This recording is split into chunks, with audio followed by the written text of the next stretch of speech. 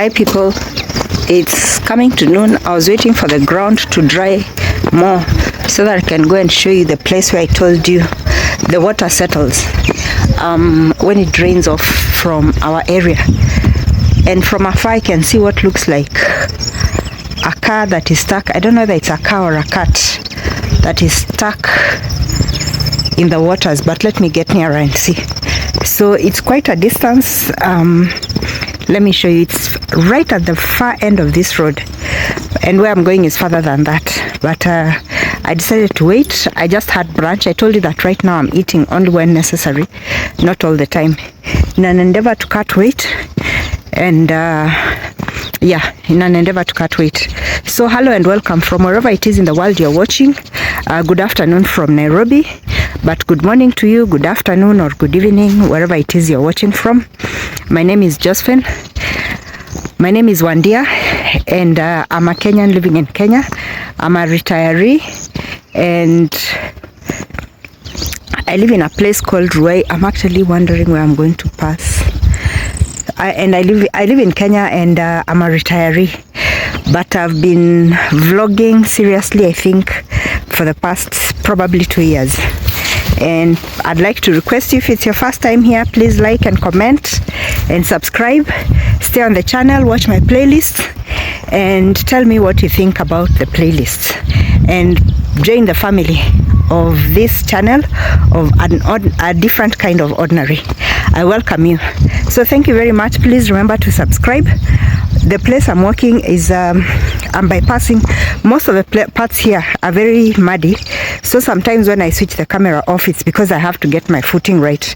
Again, I'm in gumboots, and I have to keep sometimes I'll change paths when I find that the road is impassable, but in all cases I'm going to try as much as possible to keep myself safe. Like I keep saying, we must do this with caution. With the floods going on and a lot of places flooded and muddy paths and waters, it's good that we don't risk our lives too much. I've seen some of the YouTube content creators going so close to waters, so close to dangerous places, so that they can get the best shot, and sometimes that puts your life in danger. So we need everybody to be safe, and I'm taking care to be as safe as possible. So let's walk.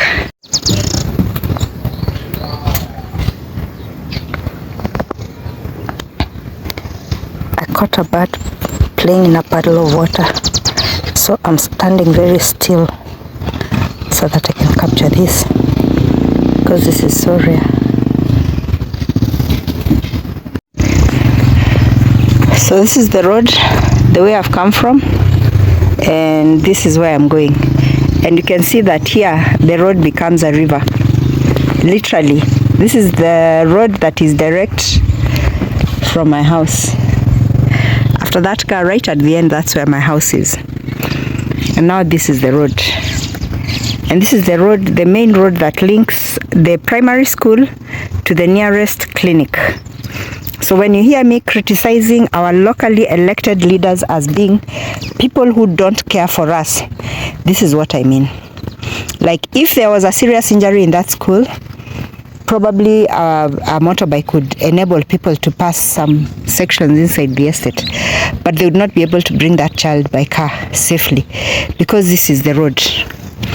I know it hasn't been like this just this season. It's been like this for a year. It started eroding last year or the year before, in the previous heavy rains. You can imagine.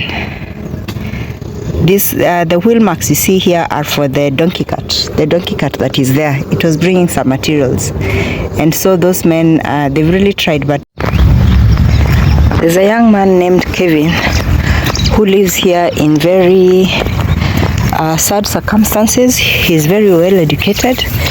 He's a graduate, and people claim he's mad, but I don't think he's mad. I've had opportunity to talk to him. I think he's just being neglected by the family, and he's helpless, and so he just chooses to live a sad life. But I think he needs a lot of attention, and I'll try and find out if I'll see him. This is where he passes to enter his house, and I know he doesn't have gumboots. I'm even fearing because it looks like it might be snake infested, but let me see. So I've seen him. We just poked through the window, but he said he'll pass by the local shopping center in the evening, and then I can talk to him.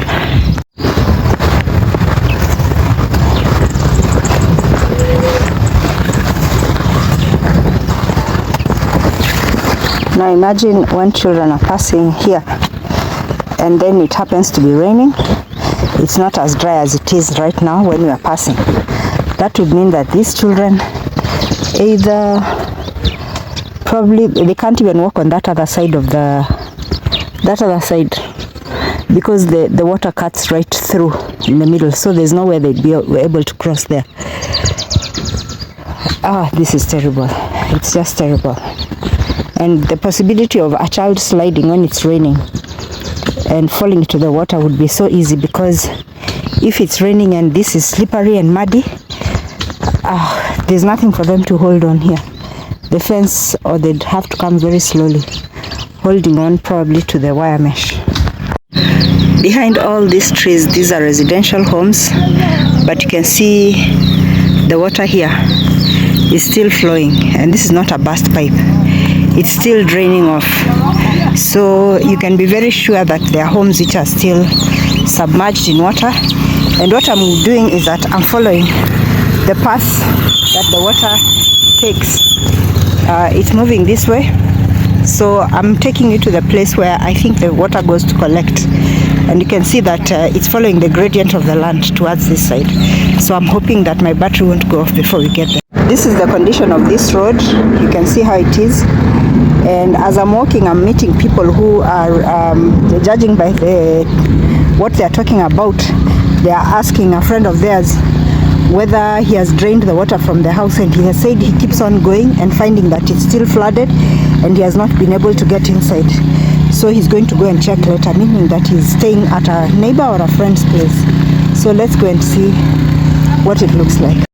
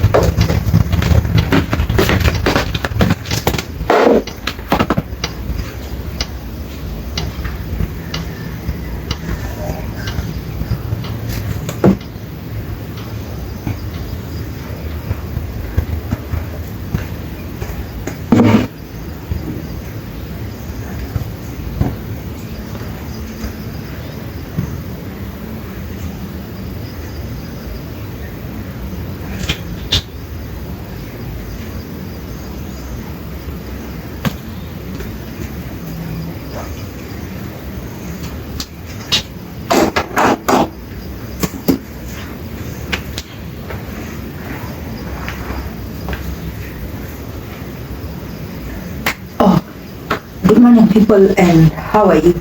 I hope you're all well. Welcome to my channel.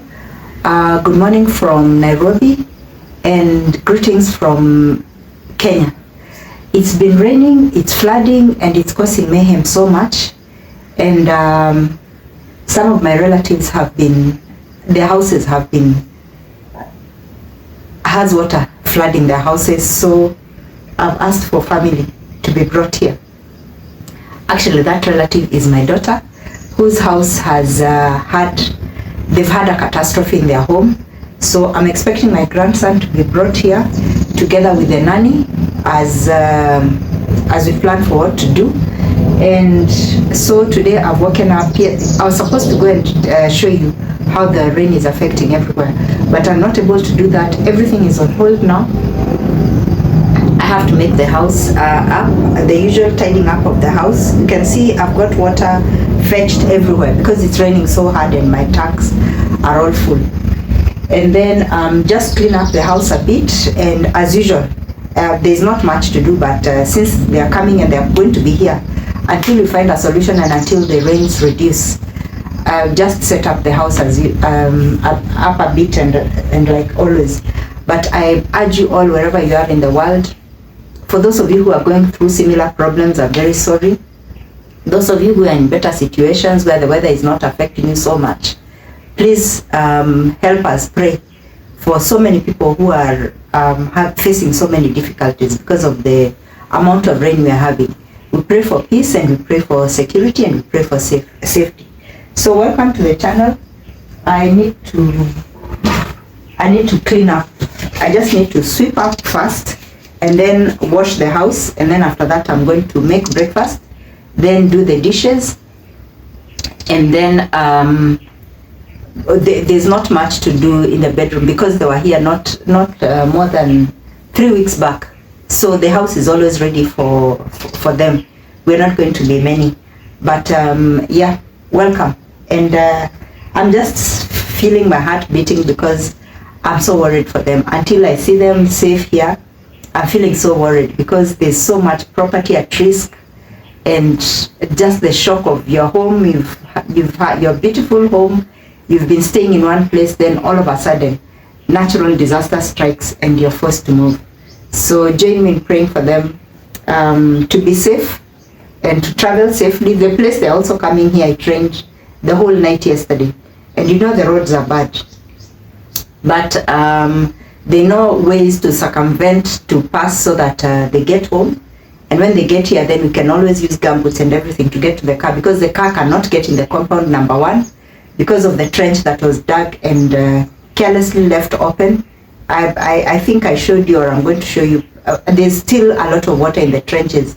Not all the trenches were filled out around the gate in my house. So we are unable to have a car coming in, which is very unfortunate. And outside here on the outer parking, we are not able also to park, but they're able to park on the roadside or near my neighbors, and then we can have the baby and the stuff coming in. So welcome to the channel, and yeah, join me as I clean up.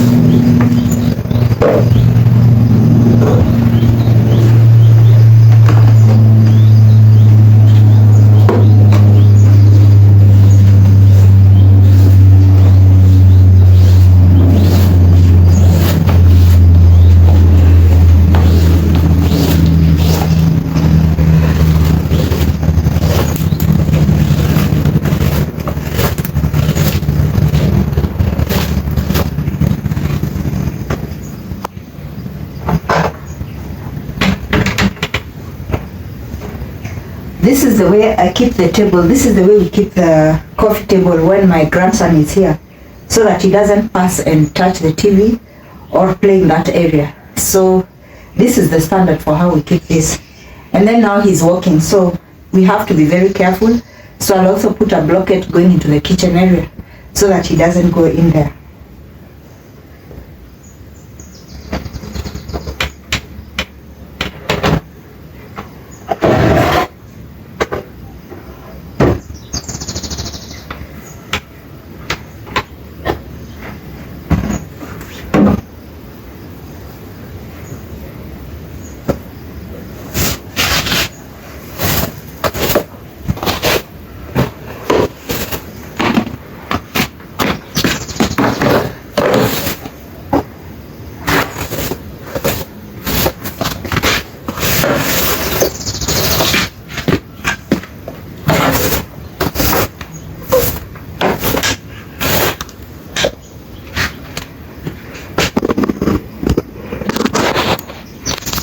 See, the rains are so heavy, the tank is full. But I'm going to do my washing today, then I can reduce that amount.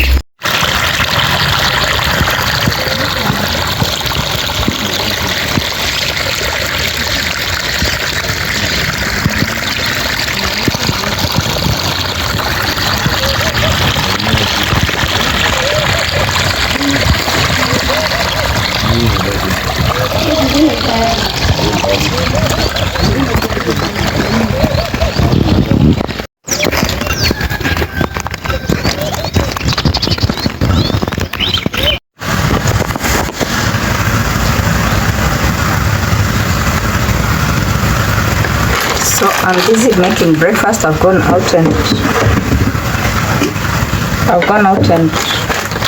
bought what I'm going to call it. In Kenya we call it escort. What you're going to escort the tea with. I've gone out and gotten some mandazi, and I'll probably be making some later on or tomorrow. Now because baby is walking, and because he's grown older and eating almost all our foods,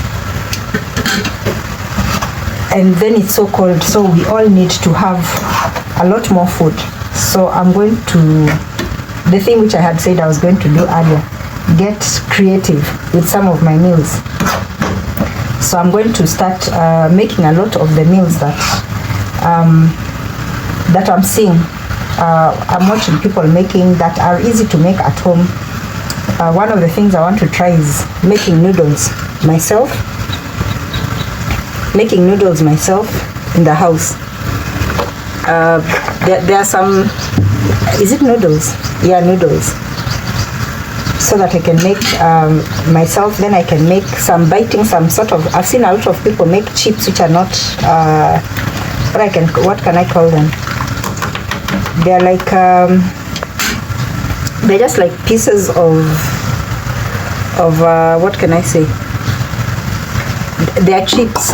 They are bits of, well, it's just flour mixed with water, sometimes with egg, sometimes with milk or not, or spiced, and then you cut them into small cubes and you fry them, and then you can eat them with something. Because now he's growing, and I know baby toddlers become fussy sometimes with food. So I'm going to get as creative as possible. I'm also going to bake. I've been saying I'll bake. There's a time that I was very frequent with baking, but I've just gotten lazy. But again, usually it's because I don't have motivation. But now I have motivation with my son coming around, so with my grandson coming around. So I'm going to get back into that. Then it will also reduce how many trips we are making to the shopping center.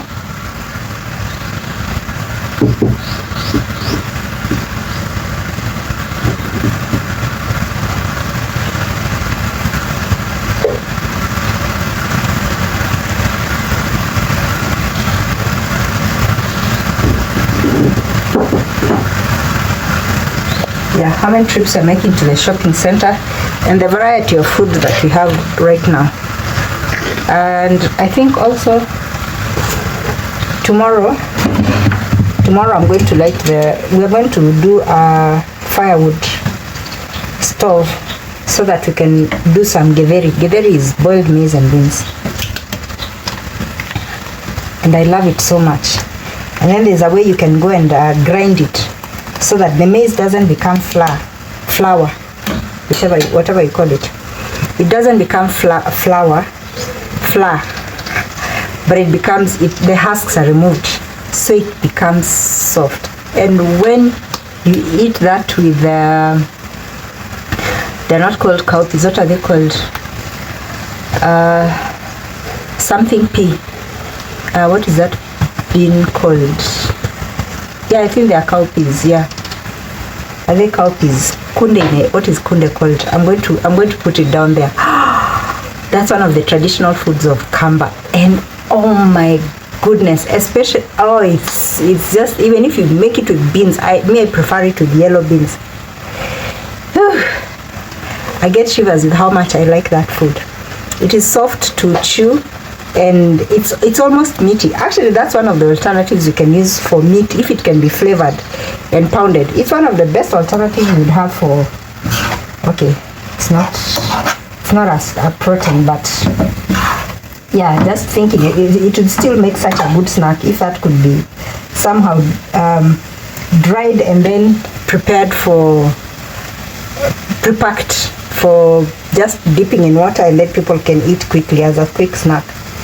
So I had the leaves of I had made the leaves, the pumpkin leaves, and then I've gone to the supermarket and I found the lady there was selling fresh terere. What is terere? I'm going to put it in English there. So because I've been eating so much of pumpkin leaves, I was like, wow, this is nice. I really like terere. I learned about eating it more in Uganda. Yeah, they call it dodo. So it's one of my favorite vegetables, favorites. So I've mixed it with the pumpkin and I'm going to see how that will come out. And I'm sure it will come out. I think that's somebody I'm waiting to make some repairs on the roof. Let me go and check and then I'll be with you in a minute.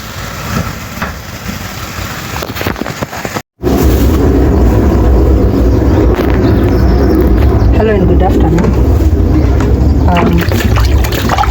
It's afternoon.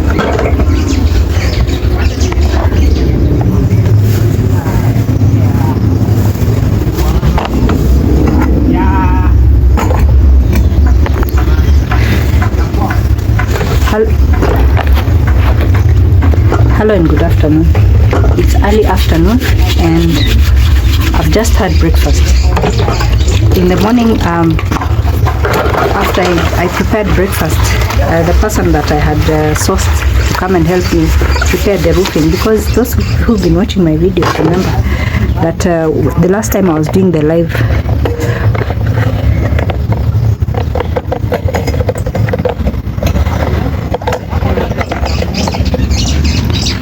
I was just adjusting that. The last time I was doing the light, I told you that parts of my roof were leaking, so they needed repair. And since the baby is coming, and sometimes when we are many, we have to utilize all the rooms fully, especially with the baby around. So sitting arrangements and sleeping arrangements, every space has to be fully utilized. But when you have rooms in the house, that can't be possible. So I called in somebody today morning, and they came and they've done repairs. And as always with roof repairs, what happens is that we are going to check after the first rain we'll have, after the repairs have been done, then we see which place needs running over again, which corners might not have been reached for repairs.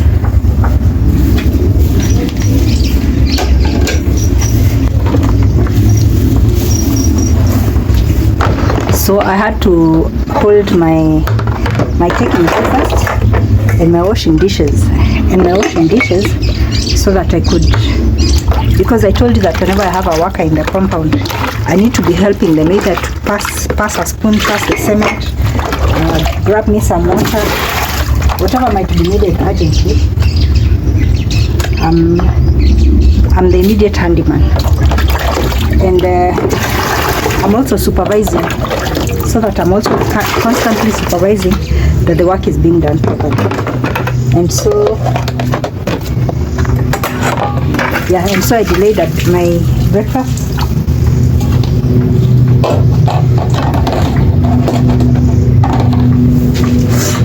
I delayed to take my breakfast, which I had immediately he finished with his work.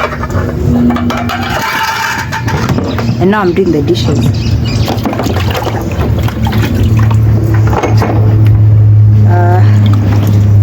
The children are on the way to bring baby, as we see how to arrest the situation that has happened at my daughter's house. And I feel so sorry for them, the landlord, the other tenants, the neighbors. She's told me that some of the neighbors have fared worstly off in neighboring houses. But what we pray for, of course, is just that people are safe, that lives are saved. Property, there's not much that we can do we try to salvage as much as possible, and then the rest we just leave to God when we know that lives have been spared, because we can't do much more than that. Besides that, I'm also slashing the compound. The grass, I told you the grass grows so much faster when it's raining. So right now we had slashed just about the last time that the family was here. But again now I told you that in the rainy season I have to when I have money, that is, and which I thank God for when I can afford it. Every 3 weeks to a month, the compound needs slashing. But now the person that I had called came and checked and said that the grass is very overgrown. And then not even the grass being overgrown, but there's a lot of water still on the ground. So he has to have the slasher very, very sharp. So he's going to have it commercially sharpened, because I've not done that in a long while. And the people who come here normally will just slash with ordinary tools. You need a special sharpener. I think it's called a file to sharpen it well. So he's going to sharpen that, and hopefully tomorrow he'll come and slash and clear the compound.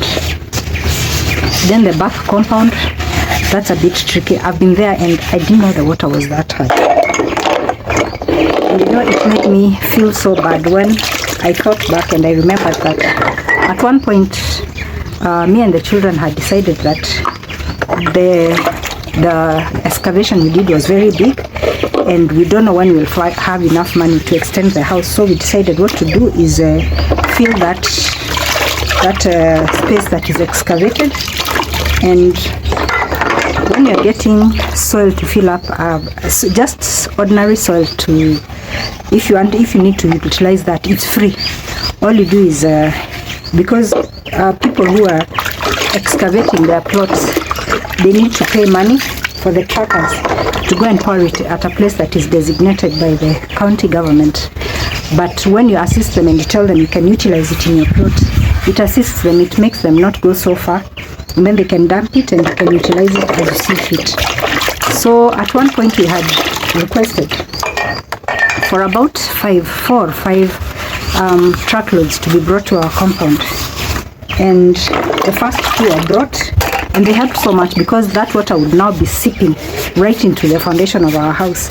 And when the last 3 were set to come, the management in my estate refused and told me that at that point I think there's a payment I hadn't made, an estate payment, but that was for development. And I explained to them, I told them, listen, I'm still going to pay when I'm able to, but for right now I don't have the money, but this needs to be backfilled because it's causing damage to my foundation and to the compound, and we are unable to do anything. At that point I hadn't even extended the compound to be what it was, so the menace was much bigger, the danger was much bigger, and the water was actually coming into the front of the compound. And there were 3 men who have families, and they very stubbornly and selfishly told me no. And I begged them with my son, and we told them, this is backfill. We are not doing any development. We are simply rescuing the home because we've seen what the rains are doing, and we are afraid they're going to flood us in until we'll not have a space to come out. But when you use the backfill, then the water goes out of the compound, away from the immediate surrounding of the home, and then the perimeter of the house can be kept safe and then we'll have to incur another cost again later on to remove it so that we can build. And they refused. And let me tell you that when sometimes you see people removing themselves from certain groups, it's because of behavior like this. You know, I looked at these people and I was like, you all know I'm a single woman, I'm a single parent, and this is an emergency that I'm having to cater for, and even most of you have had to cater for emergencies like this, and I've never seen such a consideration being made that because you've not paid estate dues. Estate dues have nothing to do with regulation, government regulation. This is something that is willingly made, and it's something that you do by choice. And I've selectively decided to be part of the estate, and so that decided my association with my neighbors, and I saw that there was no sympathy towards me, and so now I have to settle with the issue of water flooding the compound and hoping to God that the rain never makes it overflow again. Poa sana. So my visitors have been brought and we are escorting Uncle over here, and then we'll tell you more about the day later on. Hello and good morning. I wasn't able to complete the video yesterday because after I got my visitors I just got busy, but the day went well. We cleared well, we had a good night, and now we are hoping for the best. Off briefly, and yesterday night it did not rain a lot. In fact, it did not rain at all, so I'm feeling thankful for that, because I'm going to be taking public meals. And remember, I told you that I'm so afraid of that road, because I've heard that some drivers are being very careless. Even when they're told to wait for the waters to subside a bit, they still go on and get through them, and that is one of the reasons that has been causing some of the accidents and injuries, even if not loss of lives. So I'm praying for a safe journey going and coming back. I have a patient that I'm going to see for the day, and then I return home early again because of the rain. I'm wearing sneakers.